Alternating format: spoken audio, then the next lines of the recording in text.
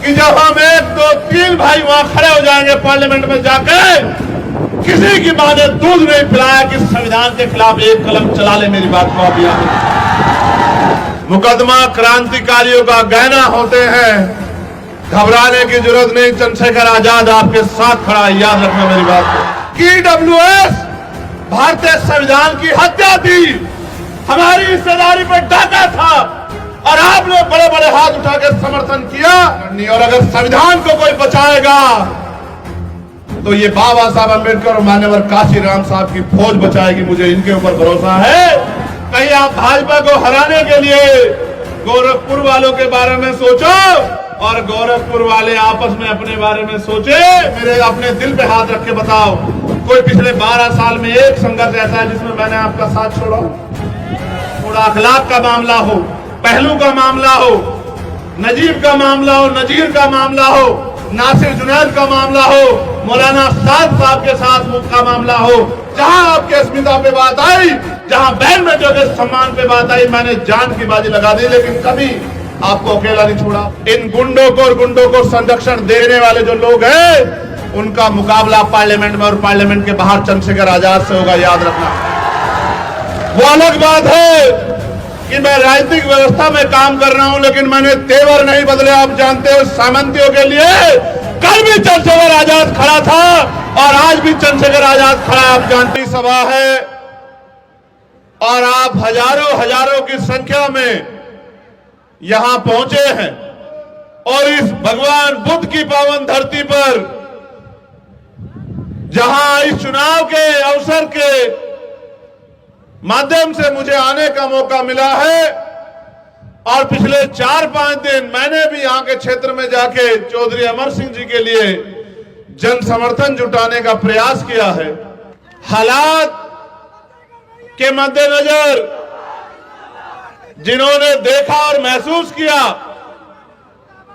कि बहुजन समाज पार्टी क्या कर रही है, और मौके परिस्थिति को समझते हुए मिशनरी होने के नाते जो बहुजन समाज पार्टी के बूथ, सेक्टर, विधानसभा और जिले के पदाधिकारी जो एडी चोटी का जोड़ लगा के चौधरी अमर सिंह जी को कामयाब करने के लिए मेहनत कर रहे हैं, मैं उन सब भाइयों का भी बहुत बहुत धन्यवाद करता हूं।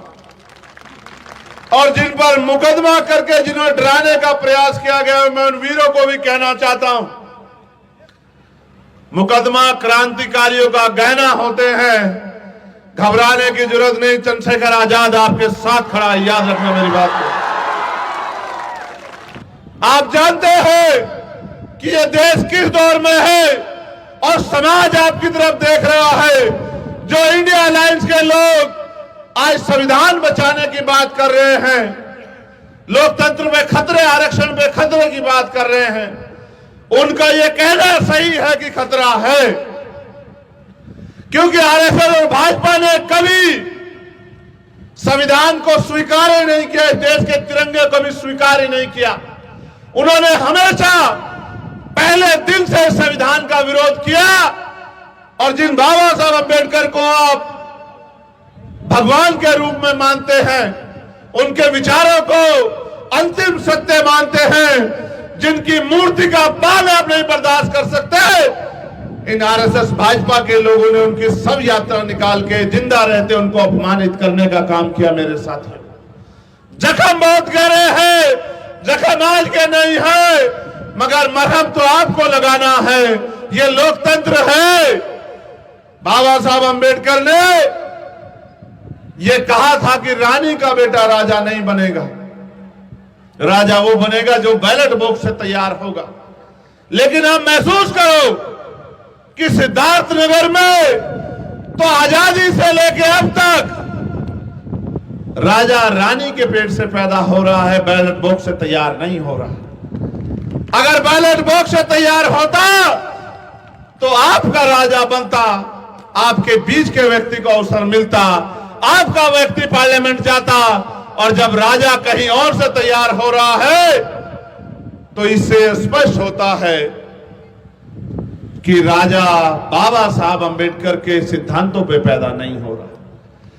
इन पार्टियों ने जिनसे आपका मुकाबला है चाहे भाजपा के लोग हों या दूसरे अलायंस के लोग हों, आप महसूस करो, ये तो सिद्धार्थनगर के लोगों को, डुमरियागंज के लोगों को इतना हल्के में लेते हैं, इतना कमजोर मानते हैं कि इन्होंने आपके ऊपर बाहर के नेता थोप दिए।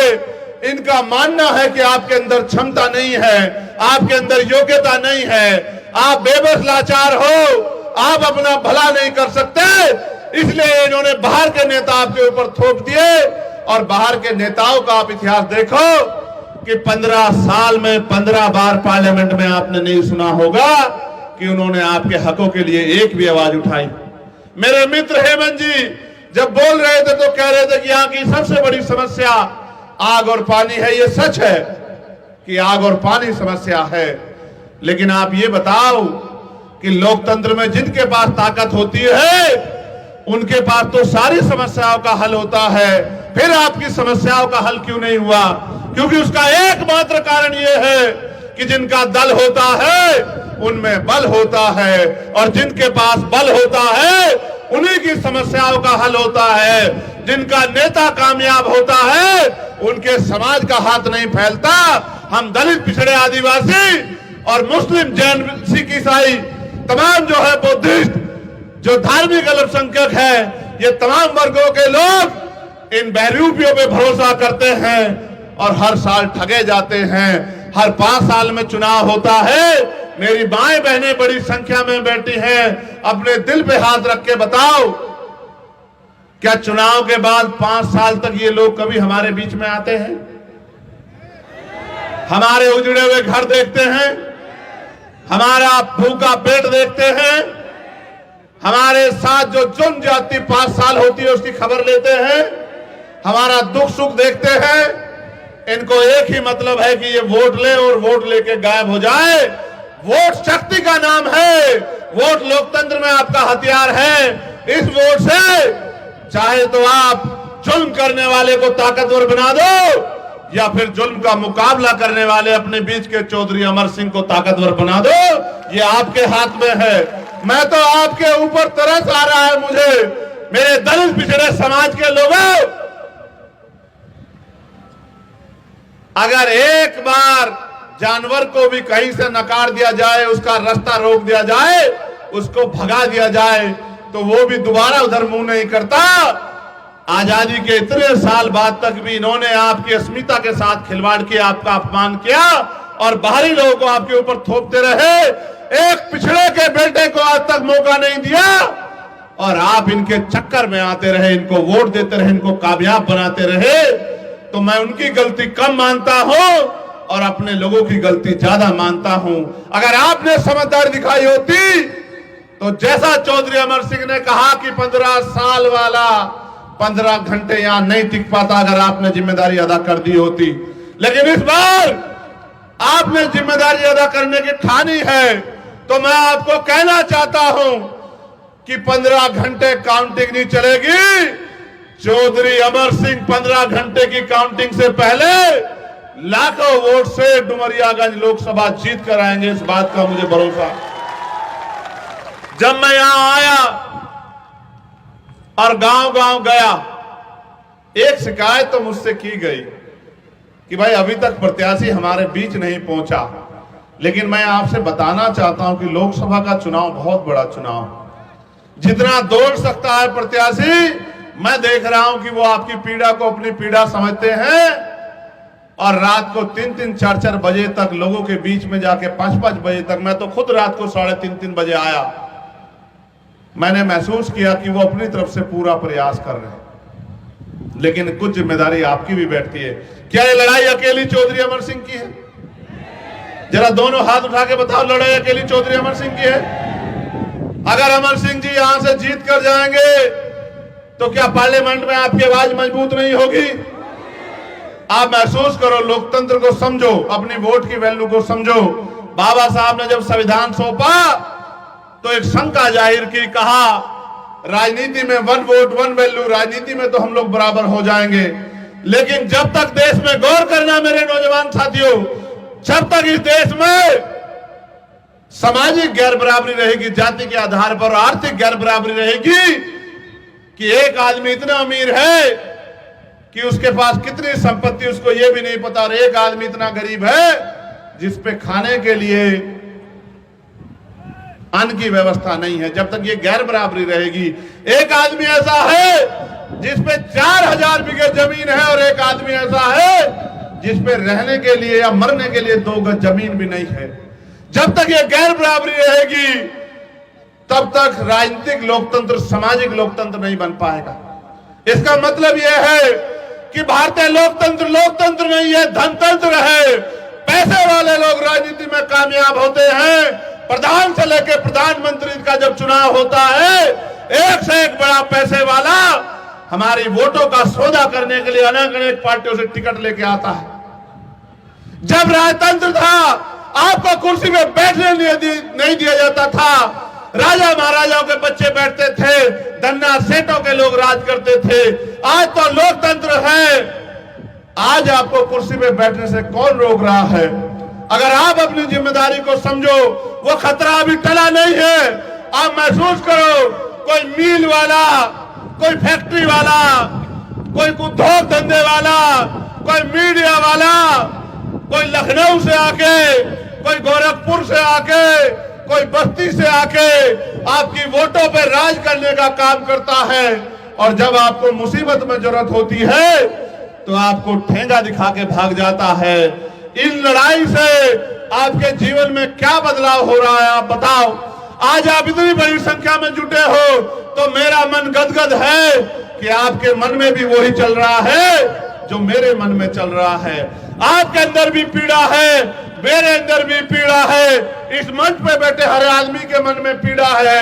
हर आदमी ये चाहता है कि बदलाव हो और बाहरी लोगों को जवाब मिले, लेकिन यहाँ मंच पे बैठे लोग जवाब नहीं दे सकते। जवाब डुमरियागंज की जनता देगी, क्योंकि ईवीएम का बटन आपको दबाना है। आप महसूस करो, आज नौजवान बेरोजगार है। पेपर कोई भर्ती आ जाए, दरोगा की हो, पुलिस की हो, पटवारी की हो, सेक्रेटरी की हो, मास्टर की हो, कोई एक भर्ती ऐसी नहीं इस भारतीय जनता पार्टी की सरकार में जिसमें पेपर लीक ना हुआ। दरोगा की भर्ती में भ्रष्टाचार हुआ, कोई लड़ने नहीं आया। अगर लड़ने कोई आया तो चंद्रशेखर आजाद। 69,000 शिक्षक भर्ती में घोटाला हुआ, 20,000 पद दलित पिछड़ों के छीन लिए गए। वो बच्चे बच्ची इको गार्डन में धरनों में बैठ गए, कोई सुनने वाला नहीं, सब नेता खामोश हो गए। कोई आवाज उठाने आया तो चंद्रशेखर आजाद, जिसने 5 दिन तक उनके साथ उसी खुले आसमान में अपनी जान की परवाह न करते हुए उनके बीच में रह के आंदोलन किया और एक बड़ा आंदोलन करके सरकार को मजबूर किया कि 6,800 बच्चों को नौकरी मिले। जिस दिन 6,800 बच्चों को नौकरी मिल गई, उनकी लिस्ट जारी हो गई। मैं लखनऊ में था और हमारे पत्रकार साथी नीरज जी भी लखनऊ में थे। मैं उस इको गार्डन में गया, उनकी आंखों से आंसू की जगह खुशी के आंसू बह रहे थे और वो मेरे गले से लिपट गए। वो बहनें मेरे हाथ पकड़ के चूमने लगी, मुझसे कहने लगी, भैया चंद्रशेखर आजाद, आप ना होते तो ये नौकरी हमारे घर तक नहीं पहुंच पाती। क्योंकि जब हम इन भाजपा के दफ्तर में जाते थे तो ये हमारी चोटी पकड़ के हमें पीटते थे, हमारे हाथों पे लाठियां मारते थे, हमारे कपड़े फाड़ देते थे। ये कहने को तो हमारे समाज के हैं, लेकिन ये हमारे किसी काम के नहीं है। तो आप थे तो भैया नौकरी मिल गई, लेकिन उनकी खुशी ज्यादा दिन तक उनके चेहरों पे नहीं रह पाई, क्योंकि सरकार ने कोर्ट के जरिए उनकी नौकरी पे स्टे लगा दिया। वो बच्ची आपकी थी, बाल की, प्रजापति की, कश्यप की, सैनी की, मौर्य की, शाक्य की, कुशवाहा की, कुर्मी की, यादव की, गुर्जर की, जाट की, निषाद की, राजभर की, केवट की, नुनिया की, चौहान की, वो आपकी बेटियां थी। वो चमार जाति की बेटियां थी। वो वाल्मीकि, पासी, धोबी, कोरी, खटीक हमारे दलित समाज की बच्चियां थी, जिन्होंने जब वो अपना अधिकार मांगने गई तो लाठियां खाई। उनके दिल में दर्द होता होगा कि कोई तो उनकी आवाज उठाएगा। मैंने अपनी जिम्मेदारी अदा की, लेकिन क्योंकि राजनीतिक ताकत नहीं थी तो इनसे नहीं लड़ पाया उस समय। फिर आपके सामने पुलिस की भर्ती आई और आपने देखा 48 लाख बच्चों से पर बच्चा 400 रुपए के हिसाब से 200 करोड़ रुपए इकट्ठा किए गए।